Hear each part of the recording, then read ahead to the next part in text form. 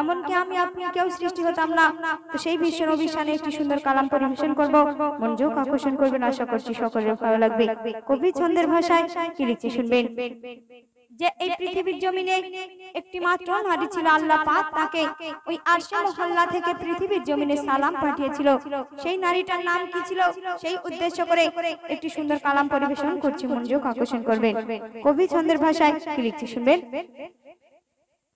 নাম ধরে যাকে আরশ থেকে আল্লাহ সালাম দেয়, নাম ধরে যাকে আরশ থেকে আল্লাহ সালাম দেয়, সেই মা খাদিজার কাফন পরার কাহিনী শোনায়। নাম ধরে যাকে আরশ থেকে আল্লাহ সালাম দেয়, সেই মা খাদিজার কাফন পরার কাহিনী শোনায়। নবীর ইশকে ফিদা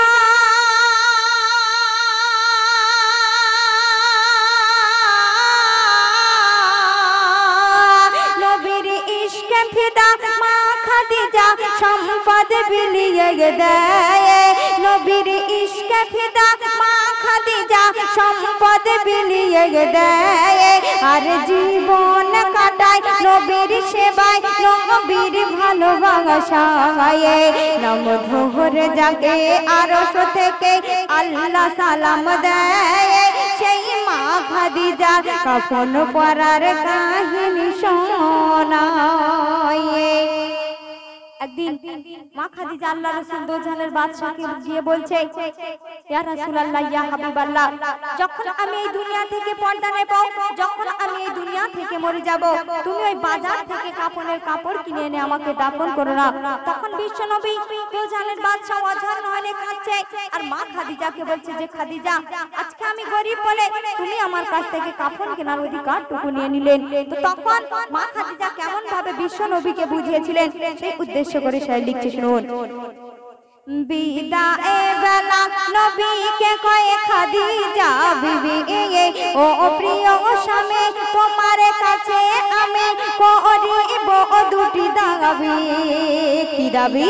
আমি মারা গেলে বাজার থেকে কিনে আনবে না কাফন। কেন? তোমার গায়ের ছেঁড়া জুব্বা পরে মরে করে দিও দাফন। মা খাদিজা বলছে, আমার দাফন করে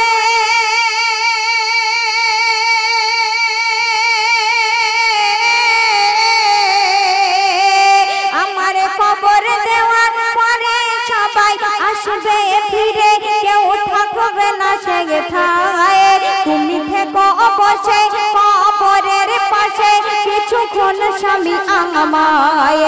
নাম ধরে যাকে আরশ থেকে আল্লাহ সালাম দেয়, সেই মা খাদিজা কাফন পরার কাহিনী শোনায়।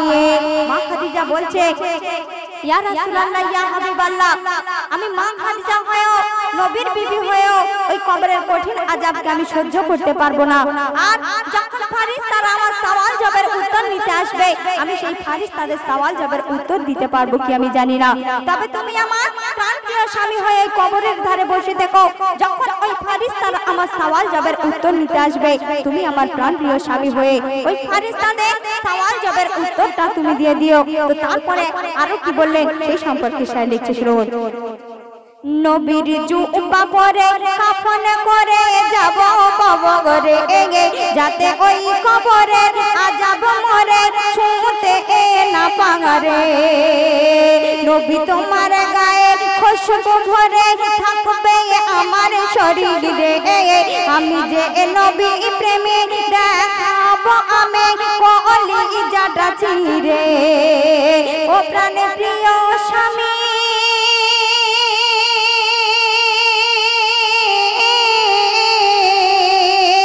ও প্রাণে প্রিয় স্বামী, বসে থেকো তুমি কবরের মাথায়। কেন? ওই ফেরেশতা সওয়ালের জবাব না পারলে দিতে, দিয়ে দিও স্বামী আমায়। নাম ধরে যাকে আরশ থেকে আল্লাহ সালাম দেয়, সেই মা মা খাদিজার কাফন পরার কাহিনী শোনায়।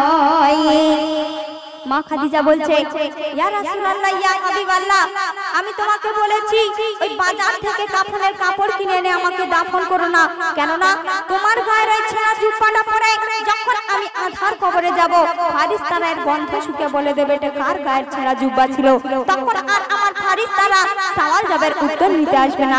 এই কথা বলে মা খাদিজা বিশ্বনবী দোজাহানের বাদশার কোলের উপরে মৃত্যু সজ্জায় সজ্জিত হয়ে গেল। তখন বিশ্বনবী কি করছে সেই সম্পর্কে সাহেব লিখতে শুনুন।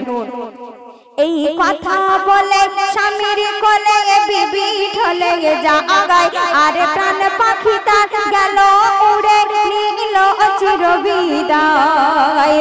বিবি কথা শুনে নবী জুব্বা খুলে কাফন করে দেয়, আর কবর দিয়ে সবাই আসলো ফিরে, নবী একা বসে রয়। আর কি করে নবী চোখের পানিতে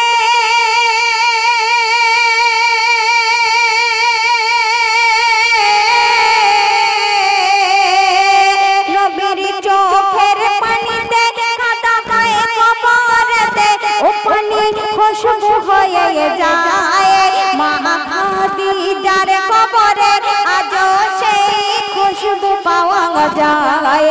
নাম ধরে জাগে আরশ থেকে আল্লাহ সালাম দেয়, সেই মা খাদিজার কাফন পরার কাহিনী শোনায়।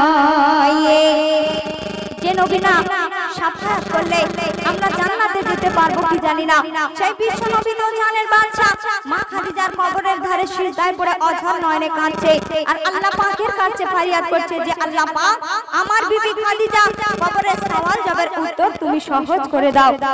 যে আল্লাহ রাসূল দোজাহানের বাদশা মা খাদিজার কবরের ধারে সিজদায় পড়ে যখন কাঁদছিলেন, তার চোখ মুবারক দিয়ে যে পানি টপ টপ করে পড়ে পড়ে মা খাদিজার কবরের মাটিটা কাদা হয়ে গেল। হাজিরা হজ করতে যায়, মা খাদিজার কবর জিয়ারত করতে যায়, ওই আল্লাহ রাসূলের চোখের পানিটাকে আল্লাহ পাক খুশবু বানিয়ে দিয়েছে পৃথিবীর বুকে। হাজিরা হজ করতে গেলে, মা খাদিজার কবর জিয়ারত করতে গেলে সেই খুশবু আজও পাওয়া যায়। তো শেষ কথায় কবি লিখছে শুনুন। নবী কাঁদে অঝরে সিজদায় পড়ে বিবির কবর ধারে, বলে ও আল্লাহু আহাদ, ফারিস্তা সওয়ালের জবাব খাদিজার দাও সহজ করে। তখন আল্লাহ পাক ওই আসমান থেকে আওয়াজ দিলেন যে হে বন্ধু, তুমি অমন করে কেঁদো না, তোমার বিবি খাদিজার কবরে সওয়াল জবের উত্তর আমি স্বয়ং আল্লাহ পাক দিয়ে দিলাম। আর এই পৃথিবীর জমিনে যে সব নারীরা মা খাদিজার সমতুল ঈমান আমল হবে, তাদের কবরে সওয়াল জবের উত্তর আমি স্বয়ং আল্লাহ পাক দিয়ে দেব। তো শেষ কথায় বলছি শুনুন। তখন আওয়াজে এলো বন্ধু মাথা তোলো, আর কেঁদো না মুহাম্মাদে, খাদিজার কবরের জবাব দিয়ে দিয়েছি আমি স্বয়ং আল্লাহু আহাদে। বলে এমডি সামাদু